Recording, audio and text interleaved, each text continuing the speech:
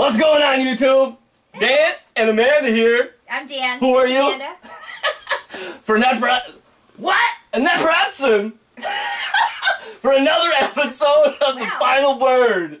You going down, sister? Probably this Are you time. ready? What do you mean probably? Don't give up so easy. I know. Come on, I can take a beating. Okay. There. Woo! Okay. So, today is one of our own again. Yes. And this happened about a year and a half into our relationship. So, it was kind of new. Still kind of new with us. Yeah. And it was April Fool's Day. Oh my god. The day of all days. The day of like tricking everybody to being gullible. I mean, it's just one of those days. So, actually I have to give Amanda mad props for, the creativity that I had gone. yeah, through. and what's the right word for that? For, I don't know, just the way that you put it together and the way that she tricked me was good. I was like a mastermind. I was like, I had this all well plotted through to the very end, but the outcome didn't turn out so well. No, she had, I don't know, I saw her sister first that day after I was done with work, and it was something to do with the cell phones and hearing a message from Amanda because, like, somebody had gotten a pregnancy test, or they both did it because they thought her sister was pregnant, so just for shits and giggles, like, she did it too or something, and she left a message on her sister's cell phone saying that yours wasn't positive, but mine was. And Ashley, her sister, played that for me, and I flipped. Yeah. Like, I flipped like... Bananas. Like, you went... You wouldn't even recognize me. I was very, very, very upset. Oh. I was not happy whatsoever. And looking back on it now, the reason why I was unhappy is because... like, I already have my son, and we have her daughter, Maria, and I know how expensive and what a responsibility kids are. So, an unplanned pregnancy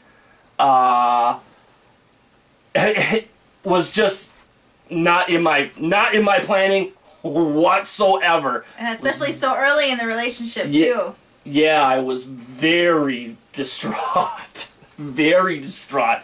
And so, not that I wouldn't love to have a kid with Amanda, of course now, but that was so early on, and even now we've talked about it, you know, kids are so expensive, we have two, you know, and my whole life, like, I've always struggled with money, from paycheck to paycheck, and now, you know, like then, you know, things had gotten better, I was finally being able to relax, you know, maybe enjoy things a little bit, and then you get something like that sprung on you, I'm pregnant. Guess what? You're in the poorhouse now again. Yeah, pretty much. That's what I was thinking. I'm like, damn, shit. And I was, I don't even remember that night because I was so not happy. He was like, he blacked out from the whole thing. Like, the whole thing was just like, you're kidding, right? No, you're not. Oh my God. Yeah. So yeah, you were completely, he'd lost his rocker. And at that point, for a female's perspective, you already saw where this was going. So like, right then and there, you're like, yeah, this definitely isn't going to be the father of any of my future kids if this is going to be like this. So it was really bad. I played that sucker out, though, all the way till, like, God knows how long. Until, and I can see where you're coming from, why you would be so upset, because here's a man that you love, and he is very pissed that you're pregnant. And that doesn't make you feel very good. No, you know, not like, really. Whoa. You know, and so I did end up, later on in the evening, around midnight, going up there and talking to her. I left the house. I left, like, I remember going up to your bedroom, though, and...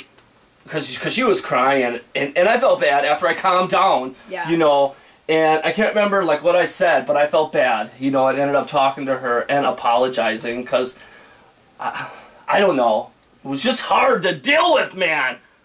And then I found out it was a joke. I'm like, well, that was a joke that really backfired on your ass, didn't it? Big time. Big time. It was so bad. Like, yeah, it's true. I was crying. I'm like, oh my God. I can't believe it. Like, it's just a joke, but... Like, yeah, it went from an April Fool's joke to, like, the ultimate hell night we probably ever had. Oh my God. And I thought, like, getting my hair cut was bad and having it look like my mom's. That was, like, that was like the end result right there. I'm like, no, I ain't gonna have no kids with you. Yeah, that was a bad night. Yeah, it was just horrible. No, we didn't have no sex, nothing. We made sure that did not happen. So. Yeah, that was not a good night. No, it was not. So. But we lived through it. Of course. See, after 5 years later. Yeah. Thanks to the IUD. So whatever. I don't know. Like, I'd love to hear your guys' opinions, thoughts on this, like how I reacted, you know, how she would have felt. But if there's one thing that I would tell anybody out there, don't ever do an April Fool's joke on some man and say you're pregnant. No. That is not a good April Fool's joke. No way. No.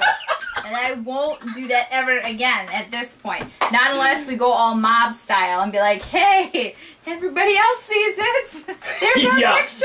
It's a good thing that wasn't a mob style April Fool's back or like an actual thing and I would have flipped out. Howie Mandel would have not liked me. No, I'd have been like, wouldn't. serious bitch. Probably. I'd rip them damn hoops out of his ears. No. Oh man, that's it. Yeah, that's it. So that's the story. No April Fool baby jokes no more. So yeah. So you guys let us know your thoughts on this, and don't forget if you got any good stories for me and Amanda to duke out, send them our way. Yeah. Come on. God, there's got to be something. Man, yeah, right. Like pretty soon we'll have to start talking about your toenails or something. Ooh, that's a good subject though. I got some good ranked toenails, baby. That's true. You know this. I do know that. Okay, let's cut this. All right. All right. You guys take care. I will see you soon. Bye.